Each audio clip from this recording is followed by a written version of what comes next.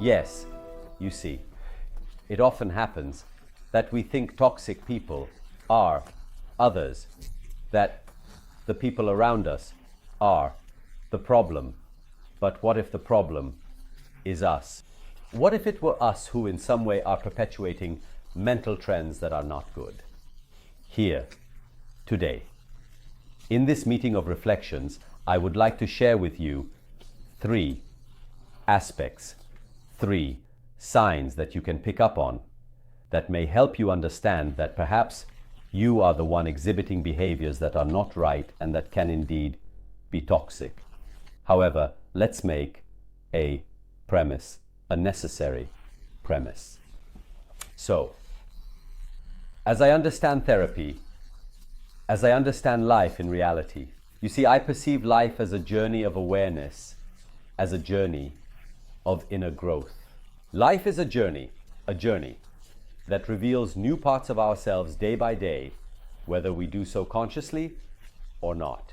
In fact, life confronts us with our tendencies that we have assimilated and acquired in distant times, and that we continue to reproduce in our daily lives. In unawareness, it sometimes happens that certain behaviors, certain ways of acting or thinking eventually clash with reality, and this is what throws us into a crisis. At other times, it is we who, thanks to introspection or perhaps even to content like this, manage to realize at a certain point that we are exhibiting behaviors or ways of being that are not really good, but which we have assimilated in the distant past, and therefore continue to enact, to bring back into play, unconsciously without realizing it. The journey of life lies precisely in this awareness, in this renewed ability to listen to myself, to understand myself, to be conscious of what is actually happening within me. This is the only true chance we have in life to determine our own life, to truly be able to steer our destiny, our existence in a desired direction.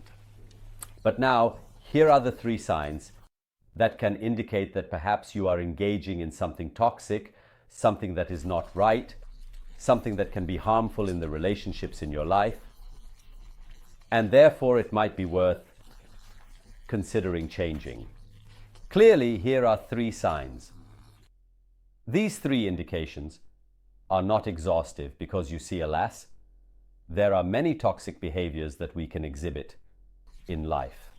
However, let's say that there are 3 aspects that are quite important, quite relevant, which are worth paying attention to. For more content and further insights, I invite you to write to me in the comments if you would like me to delve deeper into this topic.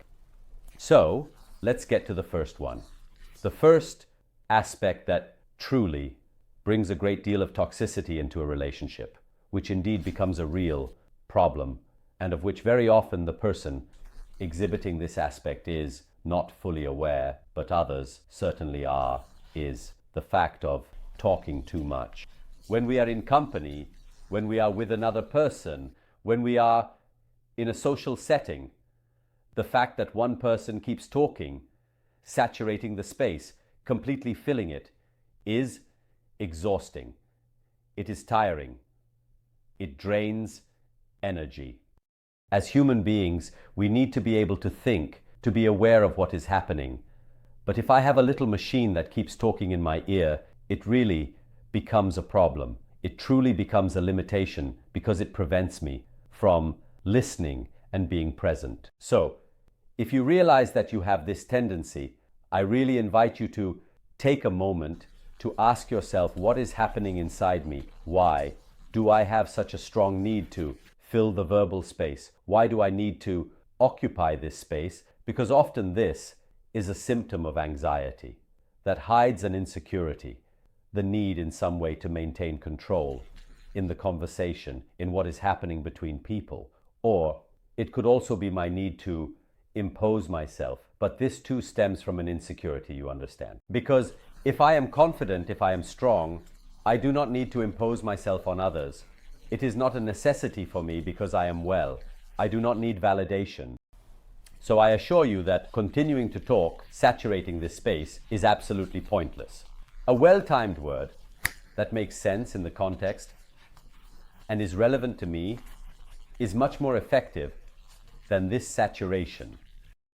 I can have the pleasure of speaking. You know that. We human beings have temperamental traits such as extroversion or introversion. For me, it might be easier to talk in a group compared to other people, and this is healthy. It's also enjoyable. In fact, the act of dialoguing and sharing is beautiful as it allows the relationship to grow. If we all remain silent and sullen, it certainly wouldn't help the relationship. However, here is the limit that should be considered regarding this first sign. It is precisely the fact of talking too much, that is, truly saturating the space completely, you understand. Here, if you find this aspect in your life, I truly invite you to stop, reflect, and take a step back, because effective communication that respects the other person's timing and allows for a listening phase is much more beneficial. This is also useful for me to better understand what I actually want to say. The second aspect I wanted to share today regarding these signs that indicate our toxicity, which should make us understand that sometimes the problem is us, is always associated with the word concerning the content I am going to address. So if you find yourself always focused on the negative aspects of life and constantly talking about the crisis, about inflation, about the rising interest rates, about not being able to trust going out on the street, about how people have all gone crazy, about feeling unwell, about the changing climate, about the fact that, okay, so if you happen to be the first person who tends to do this, take a step back, stop, reflect. What are you putting out there? What is the contribution you are making to the world? You see, your words have power. The word is a sound. A sound creates. It is a creative vibration. So if you continue to sow negative words, difficult words, harsh words, words that evoke images, sad images, depressing images, then this becomes a problem. This is a toxicity. In fact, this is limiting. Attention, always the judgment, the criterion. So it's not to say that we shouldn't talk about negative things. On the contrary, I do it too. I'm doing it right now. It's absolutely necessary. But it's about finding the right balance. That is, if I realize that in my conversations with others, I tend to always focus on negative things, like, oh look, this one did that, the other one behaved this way, but look what happened. But look at yesterday. Do you know what happened yesterday? That is, if I am always in this state of alertness, agitation, etc., I still need to take a step back and ask myself, but why? Why do I always focus on this negative? Well, it could be for several reasons. For example, because I still, alas, continue to watch the news. Attention, it's fine. I'm not saying that watching the news is not important, you know, if I don't understand. One fundamental thing, it's that the audience for news broadcasts increases with negative news, which is why journalists, unfortunately, are called upon by their editors to report on negative information because it attracts viewers. So this mechanism needs to be understood. What I'm observing in this news broadcast, but also on this information site, is a small representation of reality that highlights, in this era of globalization, all the negative aspects that are occurring globally. Therefore, if I use that as my source of information, I really risk having a very negative representation of the world. Here, this could be a motivation.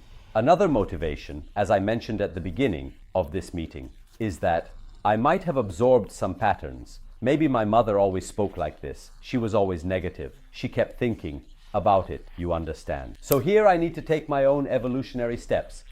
If I realize I have this tendency, I need to pause for a moment and ask myself, wait, does this make sense?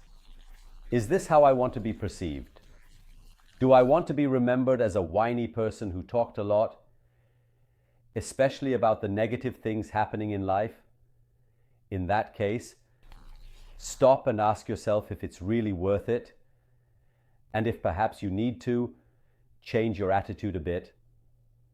The third element that can be seen as a strong, important signal of one's negativity and thus one's toxicity in relationships is a slightly more subtle aspect, a bit more difficult to define, which each of us can only truly recognize within ourselves.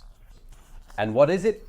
It is the feeling of being in credit. If you feel entitled, be careful, because you might indeed create problems. You could become a problem. What does it mean to feel entitled? It means that when I constantly feel entitled in life, I think that others owe me something, that society owes me something, that I have the right to take, simply from others, from society, from the world, from everything, all that I can. This could very likely make you, or already be, a person who negatively affects relational dynamics. Try to think about it.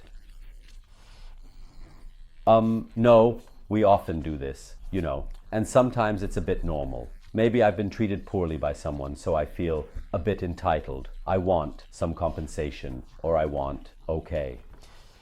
It happens, but if it is a constant, if it becomes a practice, if it becomes something present in my life, and for example, I complain that others do not behave as I would like them to, I complain that people ultimately turn out to be different from what I expected, I complain that I do not have what I think I deserve, I complain that, well, okay, so I constantly feel like I am in debt. Here, this is a great limitation. It is a significant personal limitation above all, in the sense that you see, when we feel entitled, we make a huge mistake because we are shifting what we call the locus of control in psychology, that is, the place of control, the point from which our ability to direct the things in our life, whether internal or external, originates. So, if I continue to feel entitled, it's as if I'm saying that others owe me, that society owes me, that the world owes me, then this society, this world that owes me, is the reality that somehow must improve my life. So what am I doing? I am shifting the locus of control. I am shifting my power of action. I am saying that it is not me who has the power to change things, to improve my relationships, to enhance my professional life, to improve my health, to better all aspects of my life. But it's others. Others don't do it. I complain, I feel bad, and I complain to my friends. I complain. Okay. Here, this attitude, this feeling of being entitled, remove it. It's not good. It's not helpful. It clearly doesn't serve you, and it can create many misunderstandings for others. You see, every case is different. It may have happened that you found yourself in situations in life where people have taken a lot from you.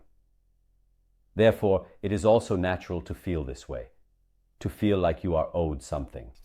However, I truly invite you to reflect on this, on the fact that this internal attitude really shifts our power of control, our place of control, moving it elsewhere and putting us in a condition where we are effectively deprived of what is actually our ability to intervene in our lives. So here it is. If you have also faced many difficulties, because it happens, look, I really hear every day situations that I can't even describe, given the complexity or the difficulty and the suffering that I see.